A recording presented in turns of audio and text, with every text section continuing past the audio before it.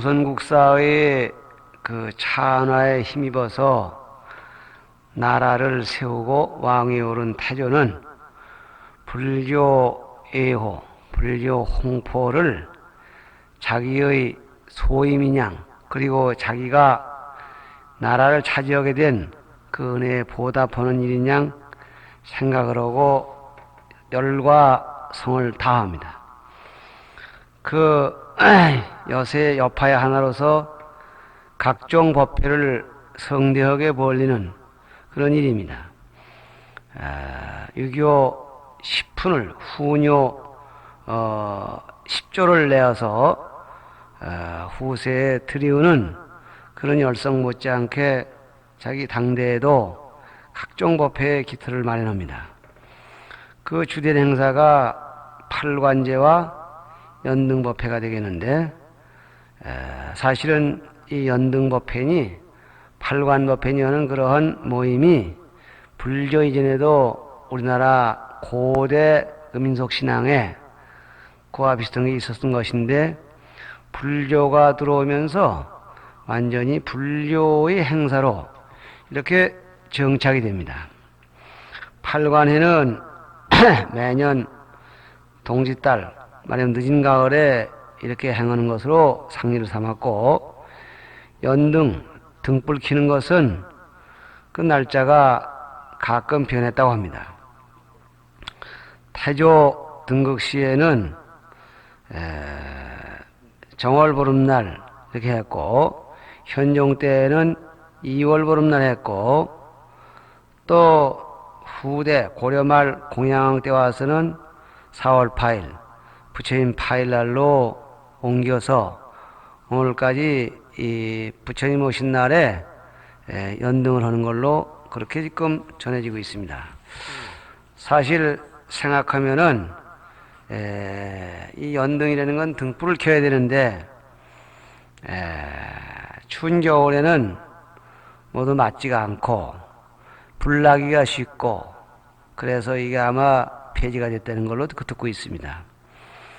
2월 보름, 그러니까 현종 때에서 공양왕 때까지면 상당히 긴 시간인데, 2월 보름, 부처님 열반절을 기해서 했던 것인데, 그래서 이 경상도 지방에 가면은 그때 바람이 많이 분다 해서 영동 할머니가 내려왔다 그리고 바람이 불기 시작한 거고, 또 바람이 이거 계절풍이 자면은 영동 할머니가 올라갔다, 이렇게들 말하고 있는 걸 들었습니다.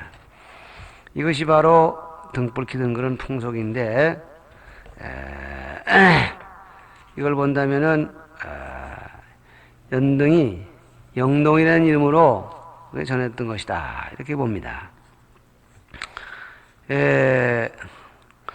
그래서 지금도 이 정월보름날 그 액맥이라고 그래가지고 강에 가서 이렇게 바가지를 띄우고 거기다가 촛불을 켜는 그런 거를 보게 됩니다. 주로 이 태조 때 벌린 법회로서는 화엄법회, 무차대회, 이래서 무차대회라는 것은 뭘 내다 놓고 아무나 가져가게 하는, 그리고 아무나 와서 먹게 하는 그러한 법회가 무차대회입니다. 요즘은 먹고 사는 문제가 그렇게 중대하지 않게 된 시대가 돼서 그런데, 얼마 전만 하더라도 입만 먹여주더라도 일을 얼마든지 해줄 수 있는 그런 사람이 많이 있었습니다. 그러니까 길가에다 뭐 돈이야 옷까지야 내다 놓고 가져가라고 하면 참으로 큰 법회가 되는 거죠. 그런 가운데엔 못 먹고 못 입는 사람들이 갖다 입고 쓰니까 대단히 큰 공덕이 되겠는데, 그런 것을 주로 많이 했고, 성종 때 이르러서는 정월, 5월, 9월 이 석 달에 삼장육제를 정해서 일종을 권하고 하루에 한 끼 먹는 법회를 크게 권장하고, 그날만은 일체 도사를 금합니다. 그리고 그 현종 때 내려가서는 내정에다가 신임내 3만 명을 청에다가 3만 승제, 3만 명의 신임내를 고양하는, 정종 때에는 소제도량에서 나라의 재앙을 물리치는 그런 도량을 상설합니다.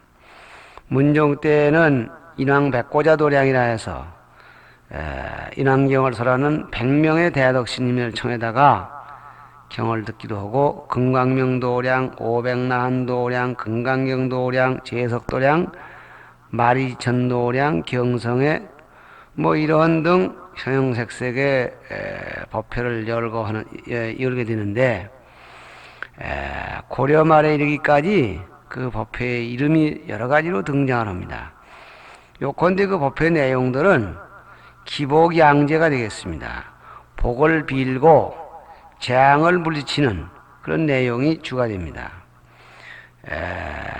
기복하면은 수복이다남, 장수하고 부귀하고 아들 많고 이런 걸 얘기하고, 양제 그리면은 거기에 진병, 예적이 물러나게 해줍사, 치욕, 잡병이 들지 않게 해줍사, 이런 게 되겠습니다. 그리고 거기 한 가지 추가한다면은 강경, 반성, 천도, 참회, 시식, 수계, 기우, 기청 이런 것들이 되겠습니다. 강경이라는 말은 경전을 강독하는 법회, 순전히 교육 위주가 되겠습니다.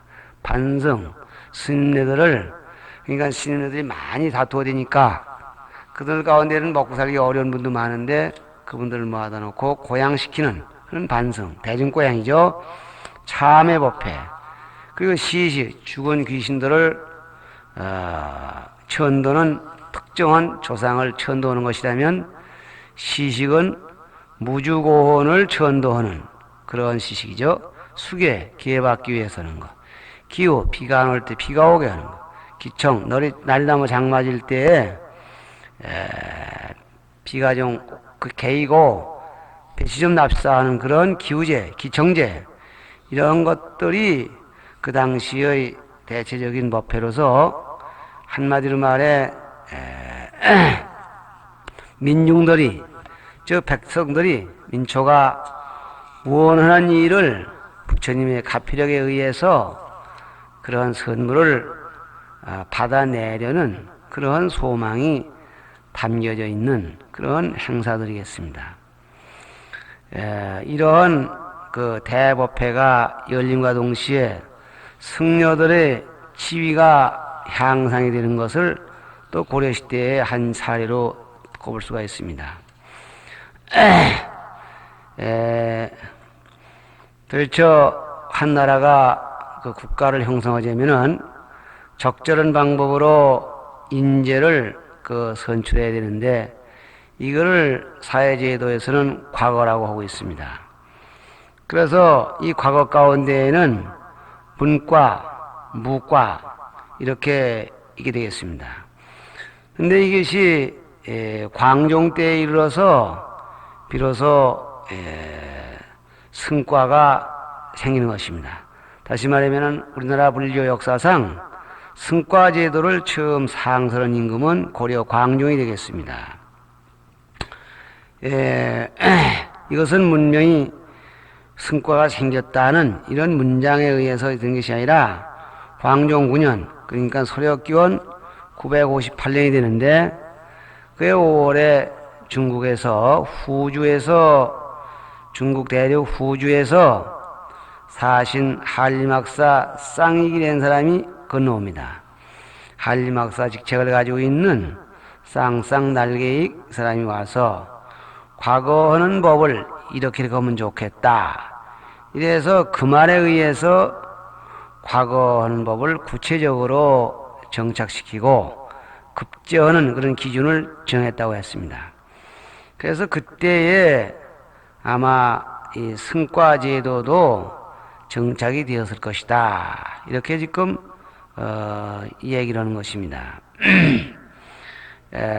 그 특수한 예로서 원주에 거둔사에 있는 비가 있는데, 최충이라는 분이 지은 글인데 거기에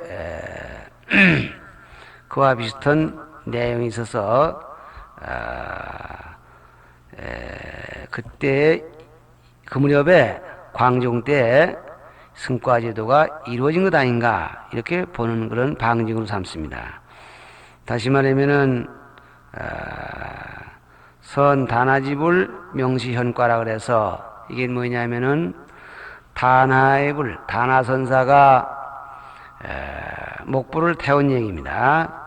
불상은 목불은 나무 불에 거느지 못하고 토불은 불을 거느지 못하고 또 금불은 불을 거느지 못한다. 뭐 화를 거느지 못한다. 그 진불이 뭐냐? 진불을 알아내는 그런 과거의 합격한 스님, 그러니까 과거 제도가 그때 있었다는 얘기가 아니냐 그런 얘기입니다.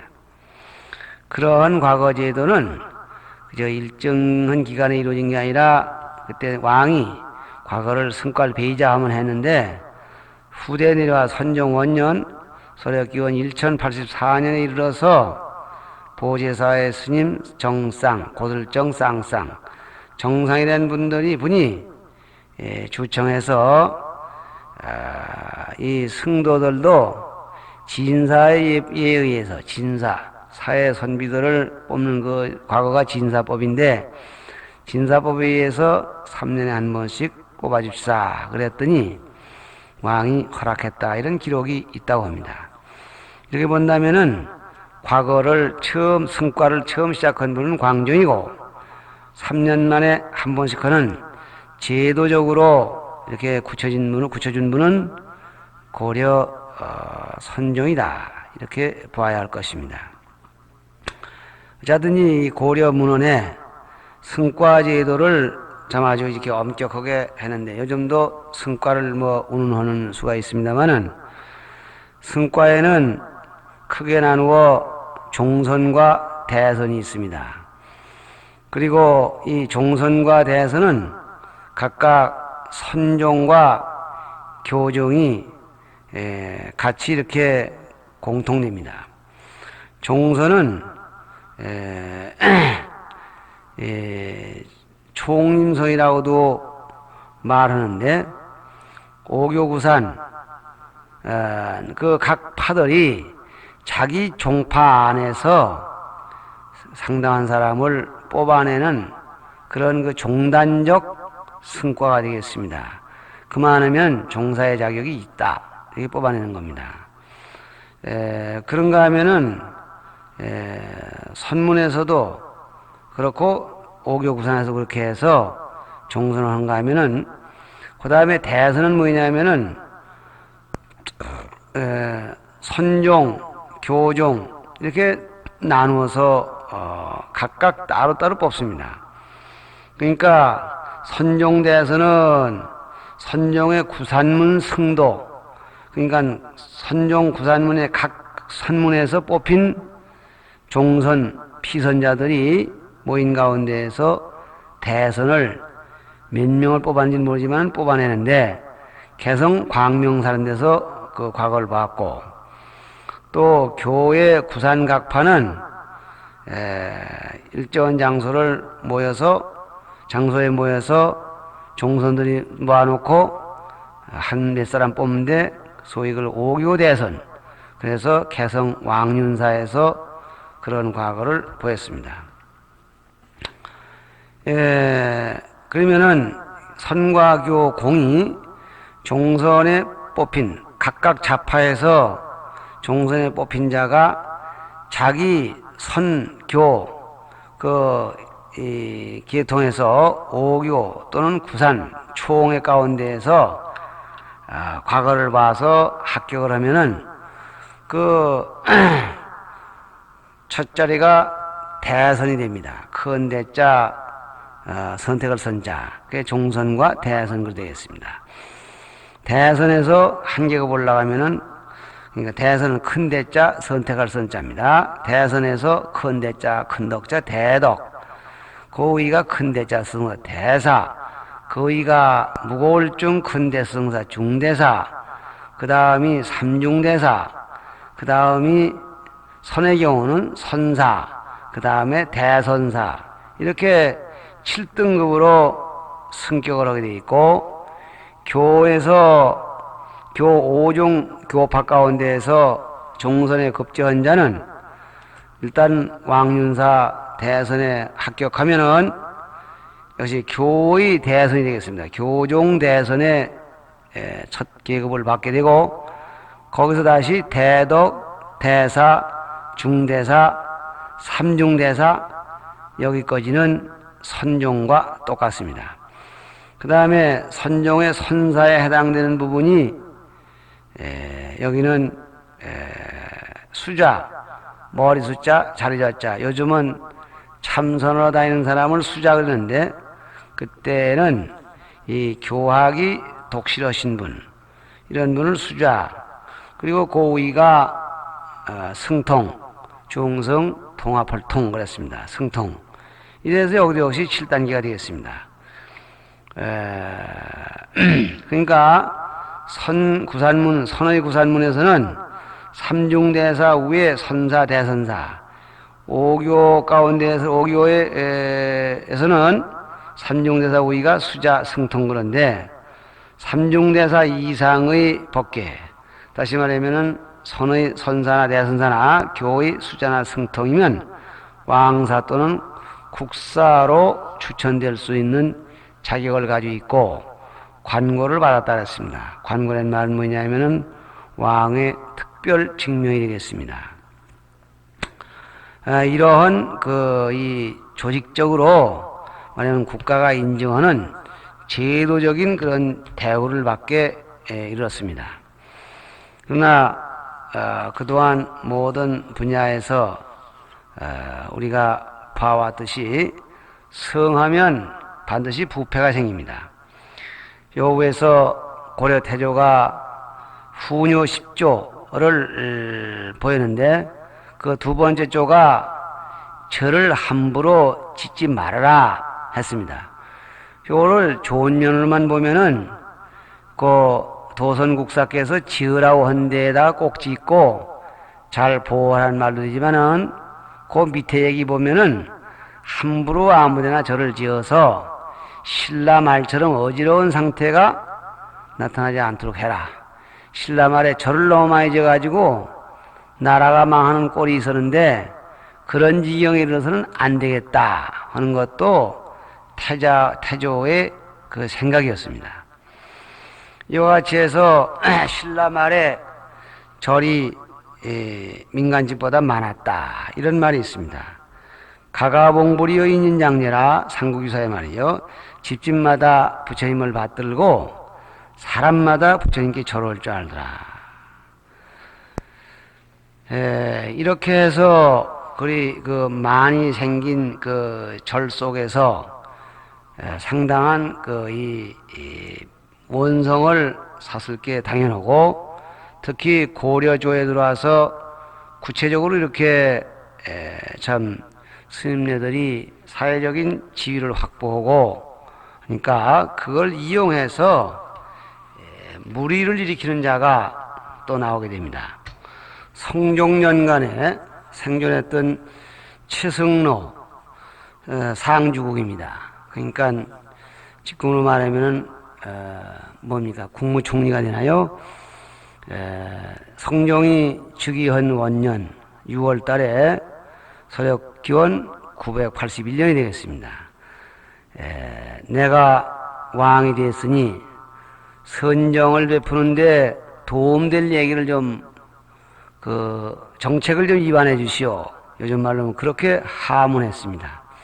그때 이 상주국인 최승로, 우상 기둥주 나라국, 나라의 웃기둥이 되는 그런 직책, 최승로, 이을성 늙을로 최승로라는 대학자 정치인이 심우 28조를 진술해 올립니다. 시기적으로 급선무가 되는 일 28가지를 지어 올리는데, 그 가운데 불교에 관한 것이 무려 9조항이나 된다고 했습니다.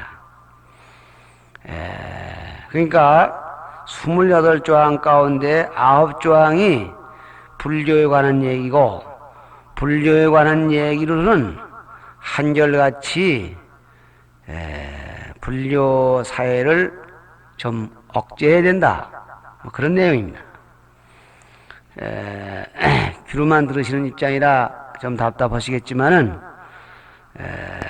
한번 소개해 보면은 그 제2조 가운데 첫째는 제2조 가운데는 이런 말이 있습니다. 성상께서 공덕제를 베풀어 공덕제란 말은 공덕이 되게 하기 위해서 많은 신인들에게 공양하는 건데 공덕제를 베풀어서 재승에게 시반하는 일을 하지 마실 것 그랬습니다. 신임들이면 머리만 깎은 신임이면 누구든지 와서 밥을 자시라 하는 밥을 얼마나 많고 포먹이는 일 그런 일 하지 마시오. 그 왜 그럴까요? 임금이 쓰는 재산은 그 국민의 세금으로 이루어지는 것인데 그렇게 낭비를 해가지고 국민에게 담세 부담을 늘려서는 안 되겠습니다. 그런 얘기했죠. 두 번째로 제4조 간장이나 된장, 매주 등으로 행인들에게 무차 보시하는 일을 중재해 주실 것 그랬습니다. 그것도 좋은 일이죠. 장, 매주 이런 것들이 사실 참 그때는 소금도 귀할 때인데 이런 것들 가지고 보시하니 왕은 죽어서 좋은 데 갈지 모르지만은 요컨대 살아있는 백성들 불교를 믿지 않는 또는 불교를 믿다더라 신임내가 아닌 세금을 내는 사람들은 죽을 지경이 올시다. 그래서 맹자의 말은 양인자로 해인 누군가를 살리겠다고 하면서 그 밖에 누군가를 죽인다. 한쪽을 살리겠다 해서 살리는 건 좋지만은 저쪽을 죽여서 이쪽으로 살려서 되겠냐는 그러한 유교적 정신이 그리고 현실적 그 배려가 내포됐다고 보겠습니다. 그리고 세 번째로는 그 제6조에 제사 승인들이 여러 사찰의 승려들이 불보천량을 각처에서 장리하는 것을 금할 것 그랬습니다. 저 위에서도 신라 때에도 그렇고 고려 때에도 사원의 팽창을 얘기를 했는데 그때나 지금이나 한 집단이 팽창한다는 얘기는 경제 팽창 없이는 있을 수가 없는 일입니다. 그래서 중국에서도 그렇고 신라에서도 그렇고 이 신녀들이 경제를 늘려나가는 일에 굉장히 민감했습니다. 그래서 신녀들이 불보천량 그래서 불보천량은 사유재산, 사찰에 소속된 돈이나 양식이나 이런 걸 가지고 장리놀이 하는 일을 못하게 합시다. 그러니까 요즘 말이면 돈으로 고리대금을 한다든가 쌀로 장리를 오는 거죠. 그러니까 봄에 쌀 없을 때 쌀 한 가마 갖다 먹고 가을에 쌀 두 가마 갚는 그런 식으로는 장리를 못하게 합시오. 아마 이것도 민폐가 된다 그런 얘기가 되겠죠. 그 다음에는 네 번째로는 제8조가 되는데 그 당시에 가트려 발글철 여철이라는 스님을 내정 즉 국내로 청해서 법문을 들어서 거기 있으면서 법문을 듣고 그 국내에 머물러 있는 요즘 말로 하면은 상임법사 이런 역할을 했는데 그 내정에다가 신임을 놔두는 일이 옳지 않습니다.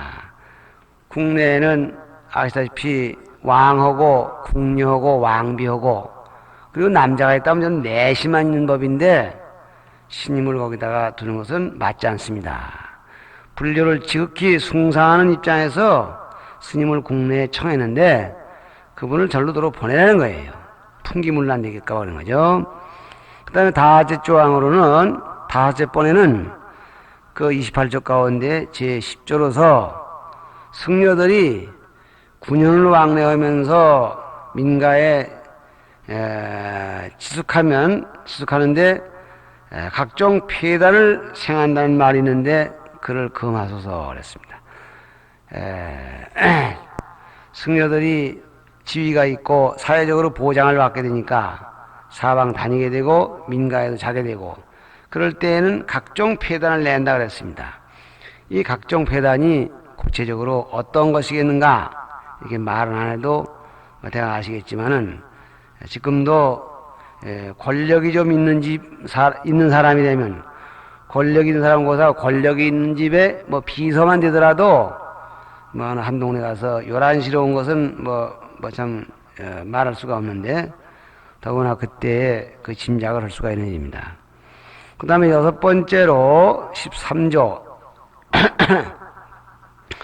봄에는 연등회를 설하고 가을 초겨울이 되겠습니다. 초겨울에는 팔관제를 열어서 민중을 모두 이렇게 그 일을 위해서 노역을 시키는 일을 좀 줄여줍시오 그랬습니다.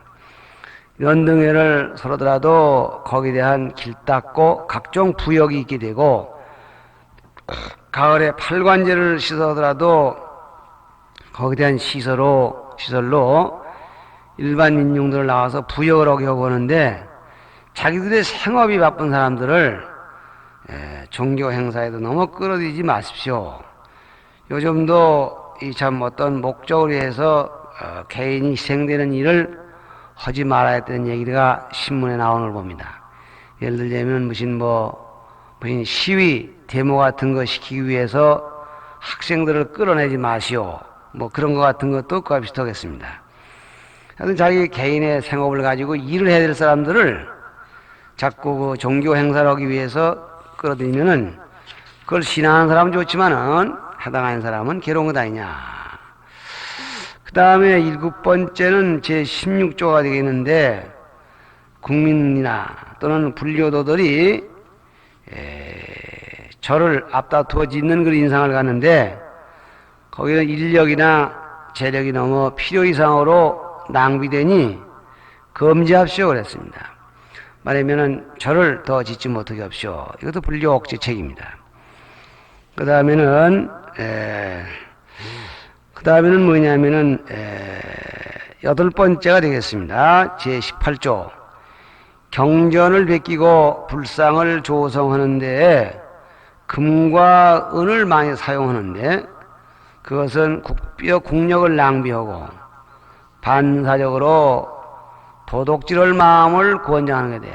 그 불상 속에 지금도 그래서 부처님 계실 때 그 복장에다가 금은을 넣는 것은 옳지 않습니다. 금을 넣어봤자 조금만 넣어서 사가 범하지 못한다니까 도둑님이 가져가 봤자 일당도 안 나오게 한 반 돈씩만 이렇게 형상 넣고 나머지는 전부 현금화해서 그걸 전부 불사에 써야 될 것입니다.